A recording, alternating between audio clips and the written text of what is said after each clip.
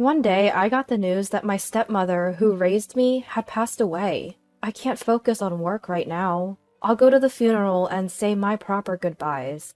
Just when I was thinking that, my husband spoke up. Are you really going to fly out for a funeral? I won't allow such wasteful spending. He flat out refuses to let me attend my stepmother's funeral. Even worse, he ignores my desperate pleas and denies the importance of my stepmother's life. I won't back down. No matter what anyone says, I'm going to see my stepmother. My name is Emily. I'm 28 years old. I married Liam 2 years ago and work full-time at a certain company. We met at a mixer and we both were the same age. I was single at the time, so I started dating him casually. Turns out that was the right move. We have a relationship that feels more like friendship, and it's been incredibly easygoing. Shortly after we got married, Liam was transferred for work, and I decided to follow him. I put in a transfer request at my job, moving to the office nearest to Liam's new location. I had never left my hometown before, so this was a first for me.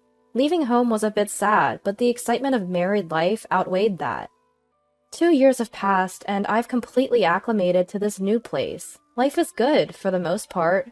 Then, on another day, I was taking my lunch break at work when my dad called. The message was clear. My mother had passed away. Not my biological mother, but the woman who raised me. My real mother is alive and well, living without any health issues. The news of the death came from someone commonly referred to as my stepmom. She's not blood related and lives just a few minutes away from my family home. I've always called her Olivia. My parents run their own business, and after having me, they apparently didn't have the time to raise a child. So they entrusted me to Olivia, who was an old friend of my dad's and got along well with both my parents. After some discussions, it was decided that I would stay with Olivia until I was old enough to be home alone.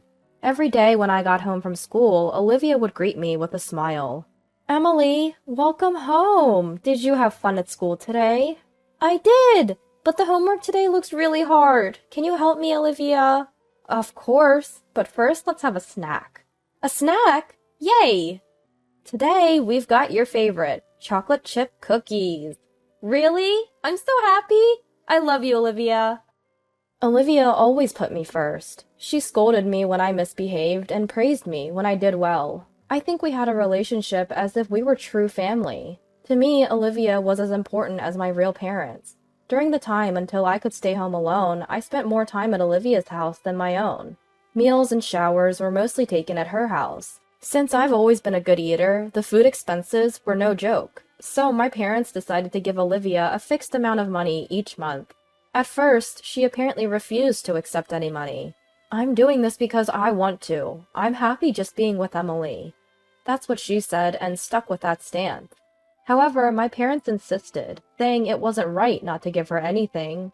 After multiple refusals, she eventually reluctantly accepted the money. But my stepmother, as far as I knew, never touched that money. When I got married, she gifted me a pearl necklace. It was clearly high quality, and when I looked up the store, I realized it wasn't something she could easily afford on her own. She must have saved the money my parents had been sending all along. She used it to buy me that necklace as a wedding gift. After getting married and moving away, I couldn't see her as often, but I always made sure to visit when I was back home. My stepmother who thought of me until the end. Now I heard that she's gone. Losing her isn't something I can easily accept. She was a parent to me, after all. "Olivia, why so suddenly?" "I knew she was sick, but I never thought she'd go this quickly. She probably didn't want to worry me and never showed how much she was struggling. The news was so abrupt that my mind couldn't keep up. I got the call from my dad on Saturday. The funeral would be on Monday. I immediately called my boss and explained the situation. Luckily, it wasn't a busy time at work, so my leave got approved easily. That night, I decided to tell my husband about it after he got back from his holiday shift. "Liam, my dad called today. Olivia has passed away." "Olivia? Who's that?" "What do you mean, who's that? She basically raised me. You met her when we visited my family home, remember?" "Oh, did I? I don't really remember." Ugh. Anyway, that's the situation. The funeral is on Monday, so I'm going. But then my husband said something unthinkable. "No way! She's not even your mom, right?"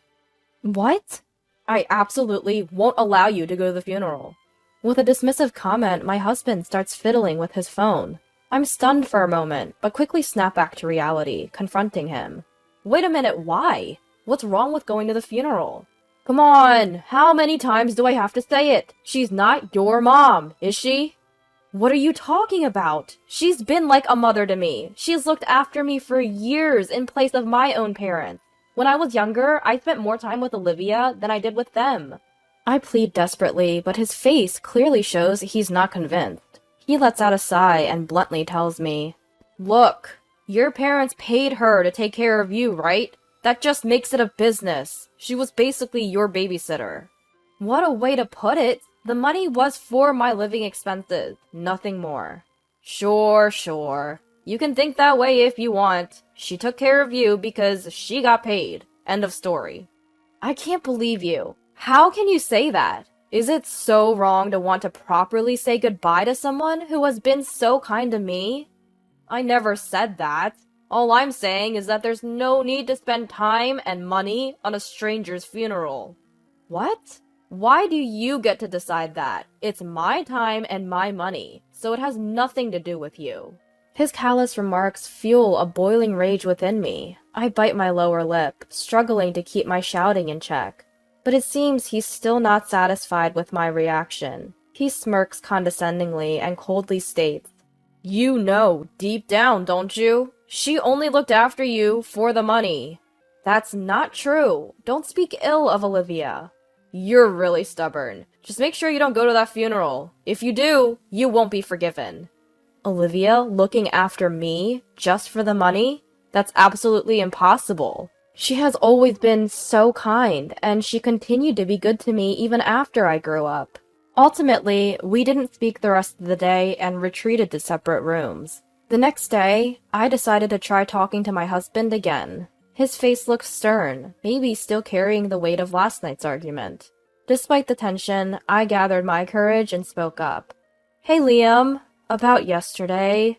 He let out an exasperated sigh and clearly showed his annoyance. Ugh, seriously? You're still not giving this up? I told you I'm not okay with you going to the funeral, didn't I? But why not? Olivia means a lot to me. So, you're going to hop on a plane just to attend a stranger's funeral? Between the travel expenses and the gifts, what are you trying to accomplish with all this unnecessary spending? How is it unnecessary? It's all needed, and I'm the one paying for it. I'll attend the funeral on Monday and be back by Tuesday. I stood my ground, but his reaction didn't change. In fact, he seemed more agitated by my response. Can you just stop? Our money is our money. I'm working overtime and even on weekends, and you're reducing our savings with your frivolous endeavors. Frivolous endeavors? Are you serious? She's already passed, hasn't she? Just move on. You're not going to see her again. At the sight of my husband's dismissive smile, I reached my breaking point. I glared at him and stated firmly in a low voice, I'm going to Olivia's funeral, Liam, whether you like it or not. Didn't you hear what I just said? It's a waste of money. That's not the point. At my raised voice, my husband's shoulders flinched. Hey, what's with the yelling all of a sudden? It's because you keep saying terrible things. Would you not go to your own parents' funeral? So you're saying Olivia isn't your real mom, huh? Olivia is my mom, okay? She's just like a mom to me. You have no clue how much time I've spent with her, so stop making assumptions. Fine, whatever. Do what you want. After packing a few days' worth of clothes into a bag, my husband stormed out of the house. Meanwhile, I started packing for my trip home. Simple, subdued dresses for the funeral filled my suitcase. It was tough to leave without my husband's understanding, but now's not the time for that. I headed to the funeral without waiting for him to return. I caught a flight Sunday night to attend the Monday funeral. I was supposed to come back on Tuesday, but the urge to sort things out with my husband made me return Monday night. I couldn't forgive what Liam had said. Even though we're married, I don't want this tension between us to last forever. I quickly headed back home. Maybe, just maybe, he's already returned. It was late, so I opened the door quietly. Then, unfamiliar red pumps caught my eye in the entrance. I heard unfamiliar laughter from a young woman coming from the living room. I carefully took off my shoes and tiptoed down the hall. Peering through the glass door, I saw my half-dressed husband with an unknown woman. What the... Liam, what are you doing? I was so taken aback I couldn't think straight, but I knew the situation was not normal. While standing there shocked, I heard their conversation. Hey, Liam, are you sure it's okay to bring me to your house? Won't your wife find out? It's fine. She's at some old lady's funeral right now. And you always said you wanted to come over, right? Yeah, but what if we get caught? I can't afford to pay alimony if it comes to a divorce. You're with me almost every day. Don't you have financial issues? Well, yeah, I've been splurging on you. So if it comes to alimony in a divorce, it's gonna be bad. Jeez, you're such a bad guy, Liam. You lie to your wife about working late, don't you? When I spend the day with you, I told her I had to work on my day off. She's clueless, so she never realizes. Wow, Liam, you really are a bad guy. The room filled with the loud laughter of two people. What on earth is going on? He lectured me about how it's a waste of money to fly to a funeral, and yet here he is, lavishing gifts on his mistress? Unforgivable. To think that this was the guy who insulted Olivia. Just minutes ago, I had been contemplating reconciling with my husband, but now, all warmth for him had turned ice cold, leaving only disgust. They're getting all lovey-dovey, completely unaware of my presence. I swiftly activated the video recording on my phone, capturing the evidence clearly. Just to be safe, I sent the video to my parents as well, securing irrefutable evidence. Now I was ready. With adrenaline pumping, I flung the door open and stood assertively in front of the cuddling couple. Hey, what's going on here? Emily, why are you here? Weren't you coming back tomorrow? I looked down at my flustered, stammering husband and calmly stated, I came back earlier than planned. I wanted to have a serious talk with you, Liam, but it seems there's no need for that now. No, you're getting it wrong. She's just a colleague from work. I'm her mentor. Oh, really? So mentors bring their half-dressed protégés home now? Oh, well, that is... Go on, say something. My husband was at a loss for words, and his mistress was visibly trembling, turning pale. What happened to their earlier bravado? Seeing my pathetic husband, everything started to seem ridiculous. Oh, was this the man I once loved? Is this the person I married and desperately tried to get to understand me? Before me, the man I once loved was pathetically fumbling for excuses for his affair. Telling lies so transparent, even a child could see through them. I took a deep breath and made myself clear. Enough is enough!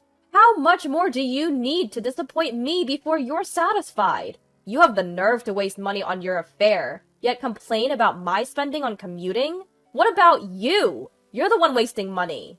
Calm down, Emily. I get it. I'm sorry. Please forgive me.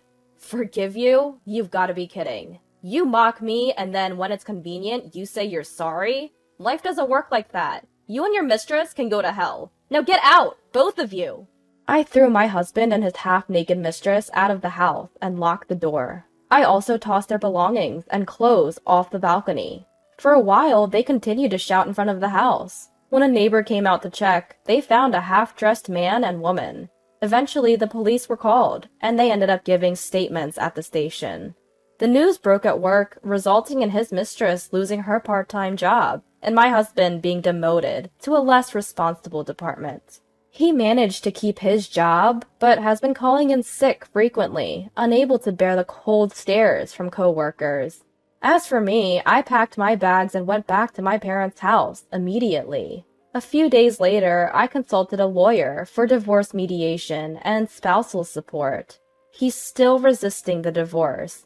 But it's only a matter of time with all the evidence I have. Since coming back home, I've started working at the local branch I was at before. And with my stepmother's grave nearby, I'll be visiting more often.